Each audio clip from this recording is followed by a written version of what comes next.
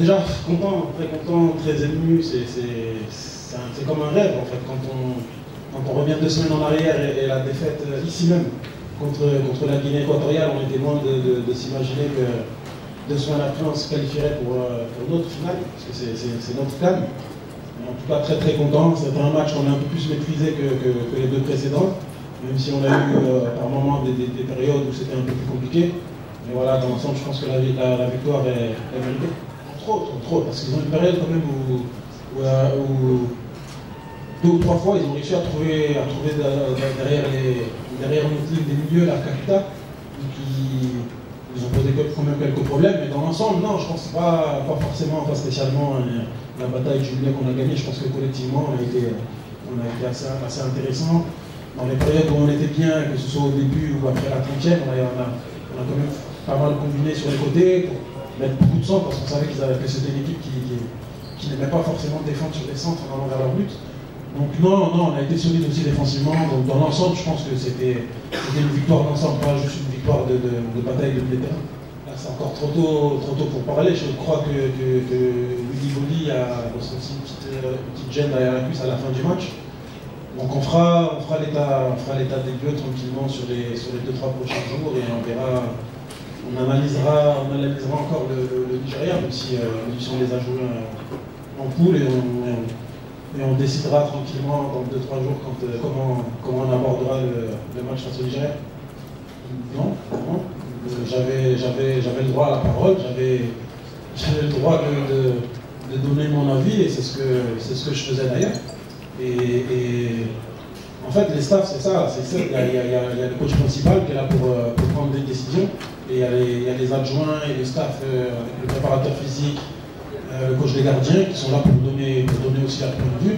Et d'ailleurs, c'est très bien quand les points de vue ne sont pas les mêmes. À la fin, c'est toujours le coach qui décide. Donc non, c'est pas que j'avais pas mon mot à dire, parce qu'il y a plein de décisions que je lui ai soufflé, qu'il a pris, alors qu'au départ, il n'était pas forcément parti sur ça. Mais après, voilà, non, il n'y avait aucun problème avec Jean-Louis et moi. C'est qu'à un moment donné, non, il prenait les décisions avec toute l'expérience qu'il a, qu'un numéro 1 doit prendre. Bah, je donne pas d'importance au remplacement, je donne de l'importance au groupe. Et depuis que j'ai commencé mon intérim, mon discours ça a été ça. Ça a été vous êtes 27 joueurs et j'ai besoin des 27 joueurs. Après, je ne peux pas faire jouer les 27 en même temps, mais je dois en faire commencer 11. Après, j'ai le droit à 5 ou 6 changements si on va aux prolongations.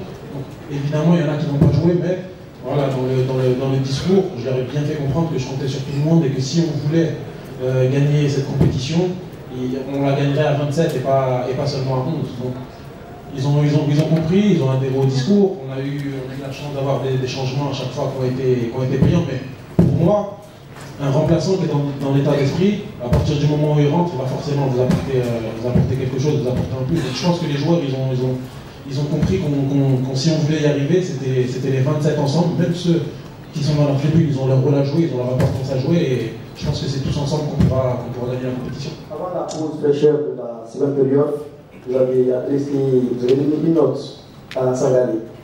Quel était le contenu de ce message? Non, franchement, on m'a posé la question tout à l'heure, mais il n'y avait rien de grave. En fait, les Congolais, ils ont fait 3 changements d'un coup, je crois. Et dans les 3 changements, il y avait des joueurs de taille, des joueurs de grand gabarit.